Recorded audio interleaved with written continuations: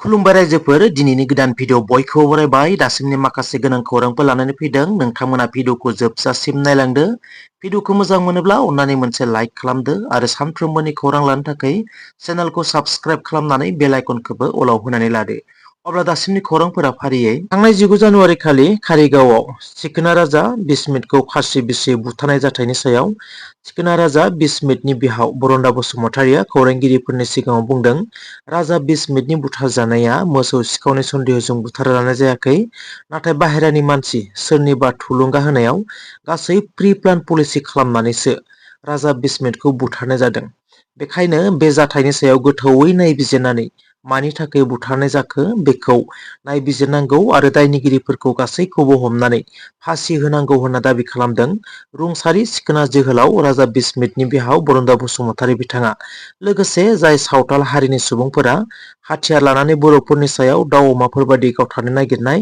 दावहा नांनो नाजानाय बेफोर गासै हाथियारफोरखौ बिथांमोननिफ्राय सिज खालामनांगौ होननानैबो दाबि खालामदों बिस्मितनि बिहाव बरन्दा बसुमतारि बिथाङा लोगोसे रुंसारि राजा बिस्मितनि अनजालि बिसियाबो खौरांगिरिफोरनि सिगाङाव गासै दायनिगिरिफोरखौ फासि होनांगौनि गोख्रों दाबि खालामदों सरकारनिसिम मैया 25 जानुवारि मैया मोनाबिलि समावहाय रुंसारि राजा बिस्मितनि जोनोम सानमोन आरो बिथांनि जोनोम सानखौ गोसोआव दुखु लानानै बिथांनि मुङै केन्डेल लाइट फोजोंनानै फालिनायखौ नुनो मोन्दों मैया मोनाबिलि समाव रुंसारि सिखोना जोहोलाव बिस्मितनि जोनोम सानखौ लोब्बा लाखिनानै केन्डेल लाइट खालामनाय हाबाफारियाव बारग' एमपि सानसुमा खुंगुर बैसोमुथियारि लोगोसे बनसुनि गोबां दैदेनगिरिफोरखौ बाहागो लानायखौ नुनो मोन्दों बनसुनि दैदेनगिरि बनजित मन्जुल बसुमतारि बिथाङा बे केन्डेल लाइटनि हाबाफारियाव बाहागो लानानै रुंसारि सिखोना जोहोलाव बिस्मितनि न'खरनो 1 कौटि रां आरो न'खरनि सोद्रोमाफोरनो साखुरि आरो जोखोम जानायफोरनो 50 लाख रां होनो नांगौ होननानै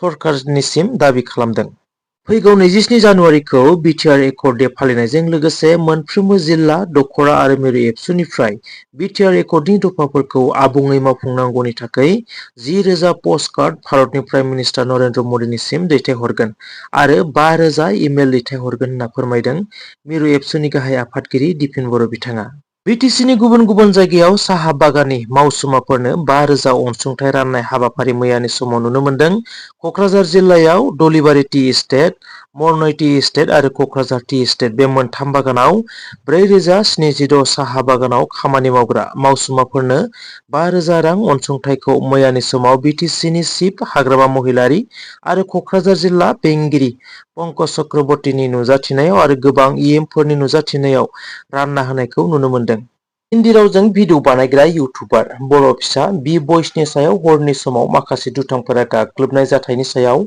गुवारै फोरमायनानै लादों इउटुबार बि बयस बिथाङा फोरमायनाय बायदिब्ला जाथाया गुवाहाटी काहिलिपारायाव हरनि समाव जादों बर्डार टु मुभि नायखांनायनि उनाव गावनि लोगोखौ हस्टेलसिम दोनना फैनायनि समाव लामायाव माखासे दुथां सुबुंफोरा बि बयसखौ थाथ'नो थोनो जेब्ला बि बयसआ गावनिनो साबस्क्राइबारफोर जागोन साननानै थाथ'यो अब्ला सानैसो दुथांफोरा फैनानै बि बयसखौ थोंजोङैनो एटेक खालामफैदों आरो बिथाङा फोरमायनाय बायदिब्ला बे दुथांफोरनि थांखिया बि बयसनि सायाव गाज्रि थांखिमोन होनना फोरमायदों बे दुथांफोरनि सायाव बि बयसआ पुलिस थानायाव एफआइआरबो होबाय होनना फोरमायदों नाथाय पुलिसआ दासिमबो जेबो एक्सन लायाखै होनना फोरमायदों आरो गोख्रैनो एक्सन लानोबो खावलायदों आसाम पुलिसनिसिम बर' रावजों भिडिअ बानायग्रा बड'लेण्ड हेमब्रम फेसबुक पेजनि बिगोमा उइलसन हेमब्रमहा दिनैनिफ्राय बर' रावजों भिडिअ बानायला होननानै गावनि फेसबुक पेजनि गेजेरजों फोरमायदों आङो बर' रावाव आङो भिडिअ बानायला हेलौ रायजो राजा नोंथांमोन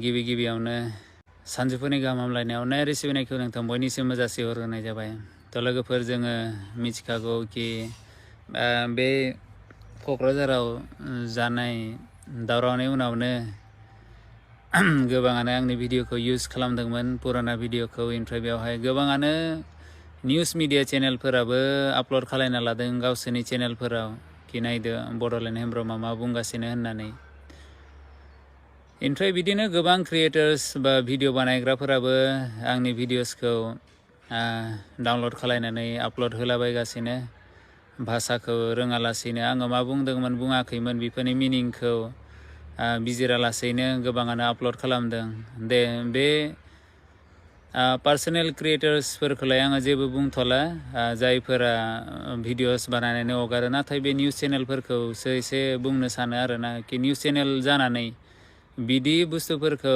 बिजिरालासेनो आपल'ड खालामनाया मोजां जायाखै। नोंथांमोना बिटिसिनि मोजांनि थाखाय नोंथांमोना बिटिसिनि मोजांनि थाखायनो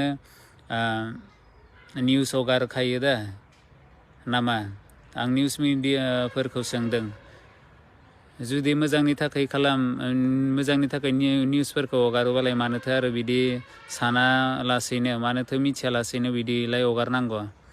आङो मोननै निउस चेनेलफोरखौ फन खालामनानै बुंहरदों आङो कि रिकुवेस्ट खालामदों आदा जोंथ' सान्थिसो लाबोनांगौ बे बिटिसियाव मानोथो आरो बिदि भिडिअसफोरखौ हगारनानैलाय आरो बिदि माने दुंहाव थासारिखौ आरो गरम खालामगासिनो होननानै।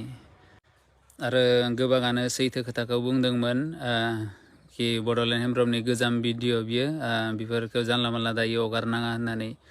थ' बिथांमोनखौबो थेंक इउ स' माच। थ' बिनि उनावनो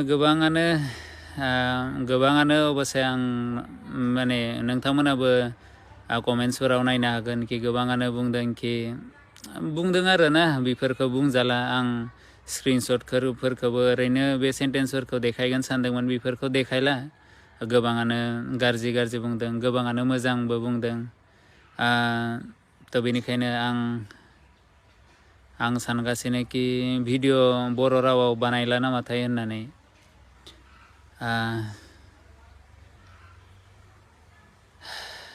मानोना माथो बुंबावनो आरोलाय गोबाङानो बिदि गाज्रि बुङो नालाय। थ' बेनिखायनो मोजां मोनला आरो। बाट जियानो जा बे भिडिअखौ बानायला। गोबाङानो सानोदां आङो बे बर' रावजों भिडिअ बानायनानै आङो डलार खामायगासिनो होननानै। आंनि लोगोफोरनाव सोंनो हागोन कि आंहालाय मा सिगांनि बे चेनेलाथ' डिलिट जाबाय, बेयाथ' मनिटाइजआनो जायाखैमोन। आं डलार खामायनो थाखाय बे फेसबुक पेजखौहाय बानायाखैमोन आं माने भिडिअस बानायनो मोजां मोनो आरो बुंथ'ला आरो माथो आरोलाय बेफोरखौलाय। दे जियानो जा बेयो जाबाय एसे दुखुनि पार्ट। आरो मोजांनि पार्टआ आं रायजो राजा नोंथांमोनखौ बिटिसिनि रायजो राजा नोंथांमोनखौ बा बे आसामाव थानाय बा जायफोरा गुबुन हादोरनिफ्रायबो नायो बयखौबो आङो आंनि गोसो गोरबोनिफ्राय साबायखर बावो। नोंथांमोना आंखौ गोबां सापर्ट खालायबाय, बेनिखायनो आंबो इनकारेज मोनो आरोना, उदां मोनो कि भिडिअस बिदि मोजां भिडिअस लाबोनो थाखाय आंबो नाजायो।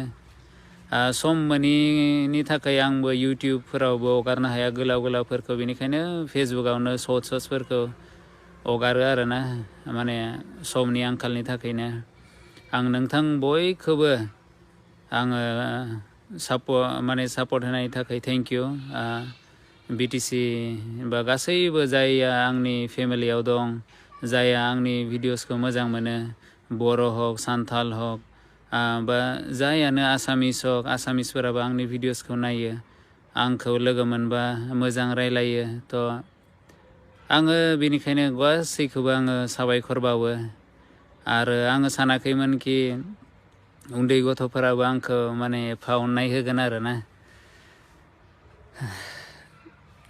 थ' लाइमोनफोराबो अननाय होयो। उन्दै गथ'फोराबो 6, 7 बा 2, 3, 4 बिदि फरायनाय गथ'फोराबो आंनि भिडिअसखौ नायो। थ' आङो सानदों आंनि बुंनाय आंनि रायलायनायफोरजों बिसोरो जुदि मोजां मोनदोंबा आरो बिसोरबो आंखौ अननाय होनायनि थाखाय आङो नोंथां बयखौबो साबायखर बावो। थेंक इउ स' माच। आङो बेखौ मालाबाबो बावला। आं सानगोन कि बर' रावाव जेब्लानोखि आङो भिडिअ बानायदोंमोन सिगां, आंखौ गोबाङानो सापर्ट खालायदोंमोन। आङो आरो गासै फरायसा फरायसुलि गासैखौबो रिकुवेस्ट खालामो, खावलायो कि मोजाङै फरायबानो जाबाय। मोजाङै फरायनानै गावनि थांखिखौ लानानै मोजाङै आवगायलांबानो जाबाय। बिदि आरोना, बेल' नङा, गासैबो बोराय बुरै गासैबो अननाय होदों। अननायानो बिराद गिदिर। थ' थेंक इउ स' माच। आं साबायखर बावो। आं जेसेबां साबायखर बावबाबो फोजोबनो हानाय नङा। थ' बेनिखायनो थेंक इउ स' माच। आरो आङो बर' रावाव आङो भिडिअ बानायला बिदि सानदों। नोंथांमोना मा बुङो? नोंथांमोना एसे आंथ' सानबाय कि भिडिअ बानायला, नोंथांमोना मा बुङोसै? नोंथांमोननि बे बेसेन गोसा सान्थिफोरखौ माने नोंथांमोना मा सानो अन्नानै कमेन्ट्सआव लिरहरलाय। जुदि बर' रावाव भिडिअ बानायनांगौबा येस होननानै लिर, ओमफ्राय बानायनाङाबा न'। आरो आङो बिदि बानायला दे। थ' थेंक इउ। बिसिम जार्निया आंहा बहुद मोजाङानोमोन नोंथांमोनजों। थ' बेनोसै आंनि फेमिलिनि बयखौबो, फेसबुक फेमिलि, इउटुब फेमिलि बयखौबो आङो साबायखर बावो। सिगांनि चेनेला डिलिट जादोंमोन, आं सानाखैमोन कि आरो बोरै आंनि फेमिलिफोरा बोरै जइन जाफिननो हागोन। नाथाय नोंथांमोना गोबां अननाय होनायखाय आरोबाव साबायखर बावो। थ' लोगो मोनगोन। दाथ' भिडिअ बानायाबा आरो बोरै लोगो मोनगोन? अब्लाबो लोगो मोनगोन, संसारा गुल नालाय। थ' मालाबा लोगो मोनोब्ला माथो होबानो जाबाय। थ' बेनोसै, गोजोन्थों एन्ड थेंक इउ स' माच।